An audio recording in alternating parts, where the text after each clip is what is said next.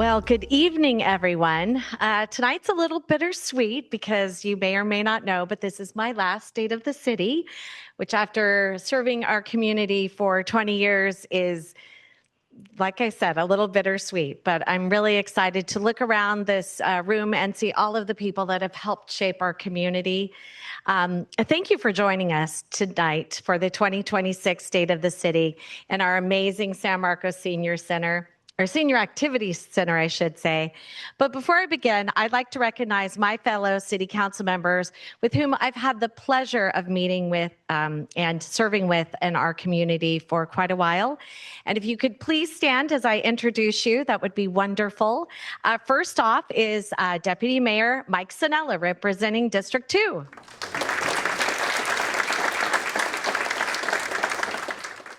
Next is District 1 Councilmember Maria Nunez.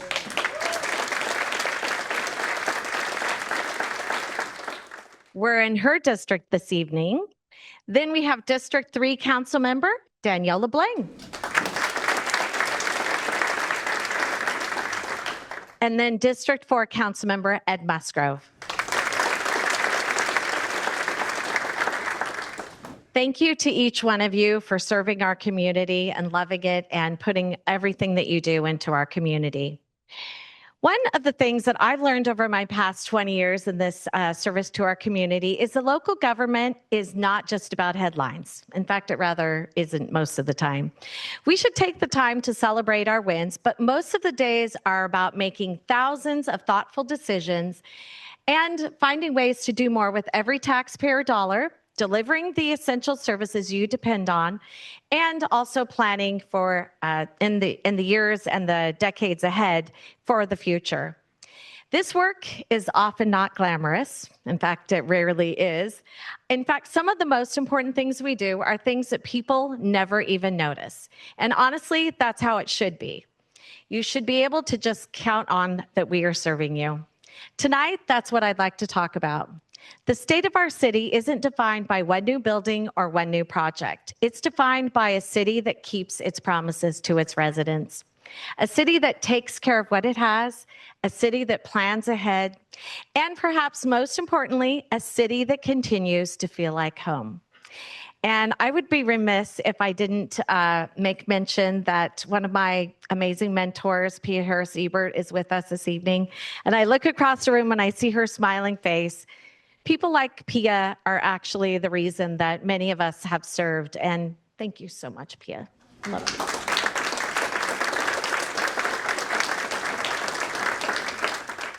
And even in the time that we are now, our city is still a city that you can count on. San Marcos is that city. Many of you have watched San Marcos evolve over all of these years. But change is inevitable, but how a city changes, that's the choice.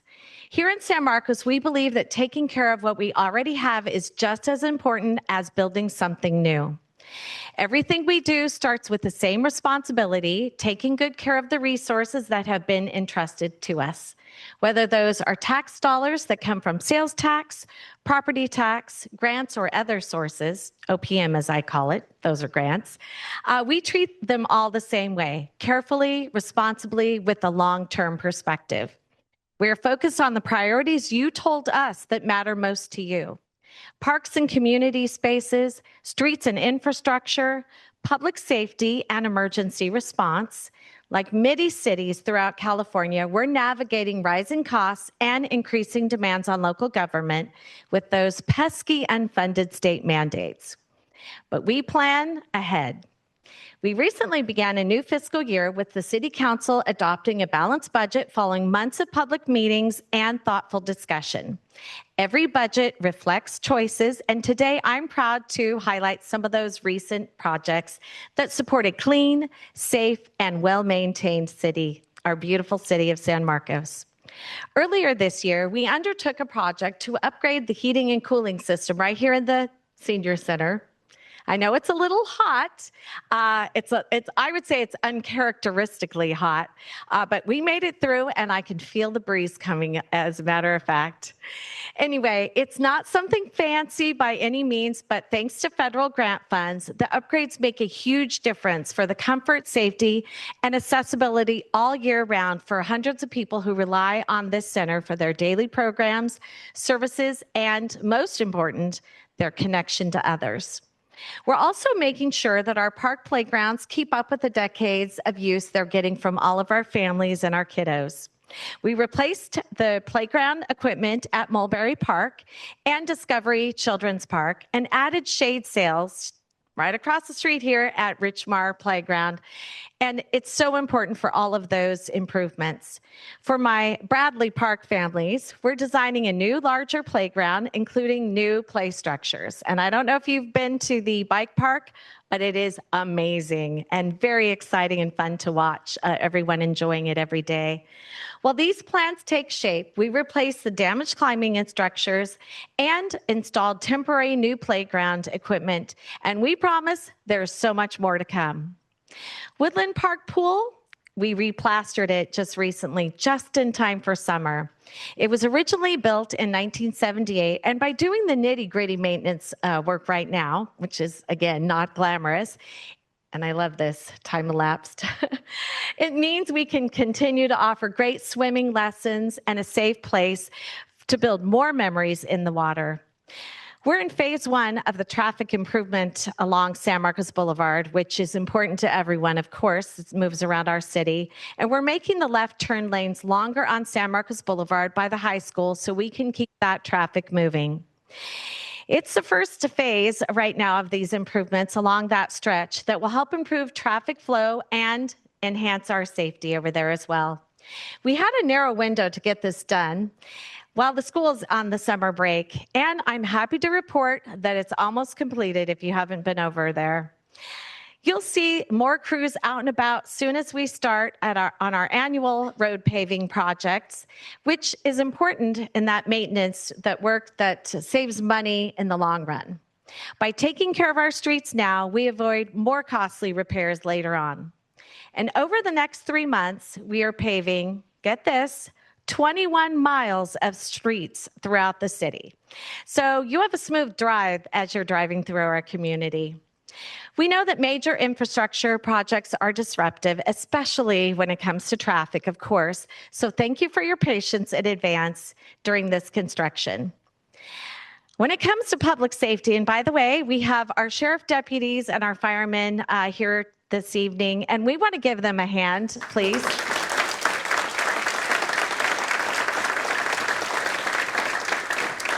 We've always invested in it, but we're making sure that you can count on us and their help when you need them most.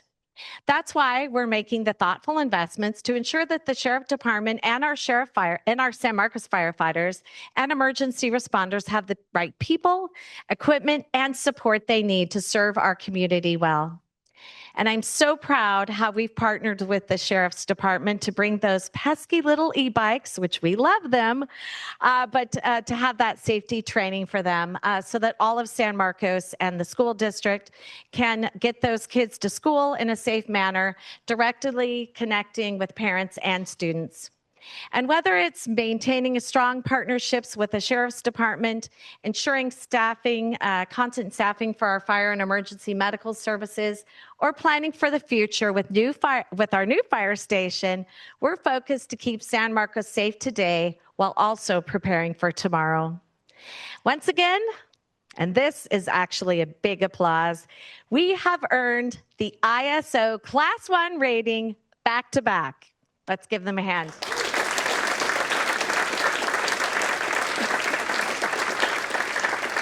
This represents the highest standard of fire protection and emergency services in the United States. And only about 38 fire departments in the entire state of California achieved this distinction, a reflection of our ongoing commitment to providing reliable emergency response to our community that you can count on. I'm also excited to share that Fire Station number 5, located at the corner of Las Posas Road and Armor Light Drive, is expected to break ground by the end of this year. Yes, this year, and bringing us one step closer to expanding emergency response capabilities in our community. We're also repairing sidewalks, though not exciting. It's very necessary so that you can enjoy an evening walk throughout your neighborhood or safely push a stroller with your kids and grandkids. We're keeping parks clean and our restrooms both open. Yes, that was a little jab, of course, and maintained so that you can spend your afternoon outside and not giving that a second thought if you need to use a restroom. We're maintaining our sports fields so that kids can have a safe place to build that teamwork and build friendships and stay active and simply be kids. That's what we want for our community. And when we're replacing our storm drains before the winter storms arrive, helping reduce flooding and protecting homes in our neighborhoods, this is what local government, that's good government, looks like. We're balancing today's needs with tomorrow's responsibilities. We're actively pursuing grants. I call that, again, OPM, other people's money, because the grants are out there. Why wouldn't we be the ones that actually receive those grants? And that outside funding whenever possible to stretch your tax dollars a little bit further. In just the past year, we've secured millions of dollars in outside funding for local improvements, allowing us to accomplish more without placing additional burden on your tax dollars. That includes a $5 million state grant requested by our own Assembly member, Darshana Patel, which she does have her staff here this evening. We're so grateful to her support for our community, which will go toward, yes. And those dollars will go toward improvements at 6 of our San Marcos parks, saving us money and also making sure that you're out there staying active. They don't call us San Marcos for no reason. Of course, taking care of today's San Marcos also means preparing the San Marcos of tomorrow, because a city serves every stage of your life. So much of what we're highlighting today didn't happen overnight. People like Pia, they did the hard work. And many of the opportunities we're seeing right here now today are imagined by community leaders decades ago. They asked, what kind of city do we want for our children and our grandchildren and for them to inherit? Because that's the way they thought. We have Cal State University San Marcos, Palomar College, and other higher education opportunities and campuses. We also have San Marcos Unified, and let's give them another hand for this, because they were named one of the best school districts in America for 2026.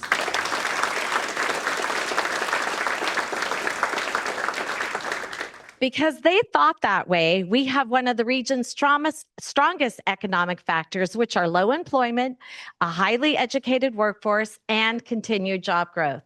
And because we continue thinking that way today, the next chapter of San Marcos is already taking shape. Let me share some highlights. We're developing our first ever economic comprehensive development strategic plan, a forward-looking roadmap for how our economy can grow intentionally, strategically, and in a way that reflects our community's values. We know the importance of supporting the backbone of our local economy, because we have about 97% of our small businesses, and that's 4,200 businesses total that are small businesses, and that's run by our community, our neighbors, our friends, our relatives. It's so exciting to see a new business open, and it's one of our neighbors. I loved seeing that. Anyway, and then also San Marcos is becoming a healthcare hub. Joining Kaiser Permanente, Scripps Health has chosen San Marcos for its next hospital and medical center. It'll be at the corner of Twin Oaks Valley Road and Discovery Street. This is going to be one of the most significant projects in our city's history, a nearly $2 billion investment. Yes, that's billion with a B, right here in our little San Marcos. And I'm excited that what's coming next in the San Marcos Creek District, because we also want to have fun in our city, right? So we're going to be updating our Restaurant Row area and the Creek District. We are laying the groundwork for a new arts and entertainment district, a place where people gather after work, meet up with friends on the weekends, try new restaurants, and of course, plan a fun night out. We are attracting the right kind of development that makes this a destination that is uniquely San Marcos, while helping our existing businesses also prosper. And I can only imagine all the different people and families who use San Marcos's 47 parks, 72 miles of trails, and soon the 2 spectacular new parks that are on the way, Old California Row Park and Skyview Park in North City West, perched on a hill, of course, with the beautiful 360-degree views, is going to be absolutely spectacular. As proud as I am of everything that we've accomplished, I know that it's also something important, that government doesn't just create a community, people do. It's our teachers, our first responders, our small business owners, our volunteers, what I like to call our special ingredient here in San Marcos, our nonprofit organizations, our city employees, our students, and our families. They've chosen San Marcos, and it feels different. They're the reason why. The city's role is to create an environment where our sense of community can flourish. Just by looking at all of our amazing organizations that joined us today for our resource fair, and all of you here, I am grateful for the partnership that we've created as a community. As we look ahead, I know one thing's clear. Every decision we make starts with the same goal, to leave San Marcos better than we found it. When we invest in keeping San Marcos clean, safe, and well-maintained, we're building the foundation for everything that comes next. So that years from now, our children and our grandchildren will choose to build their lives here. Because that's one of the greatest accomplishments that a community can receive, choosing to call San Marcos home. I've always believed that the best local government is the kind you don't have to think about.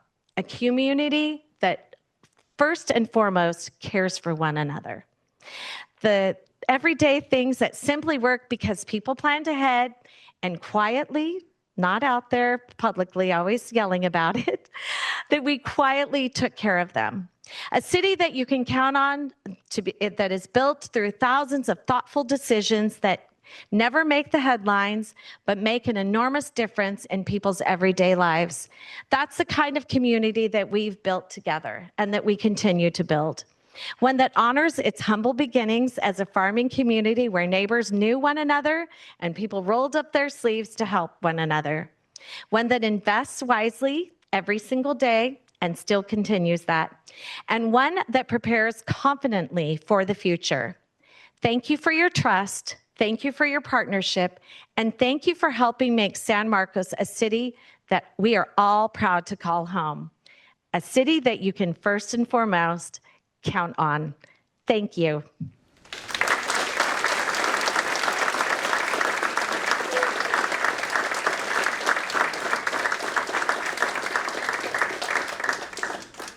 Okay, so I'm going to get a little sentimental. I know that seemed like kind of a brisk ending. It has been such an honor to serve each one of you. And this is my last State of the City, but it's not the end of me. I will still call San Marcos home. And I just really look around this room and thank you so much for being here. And thank you for loving our community the way that I do. Thank you.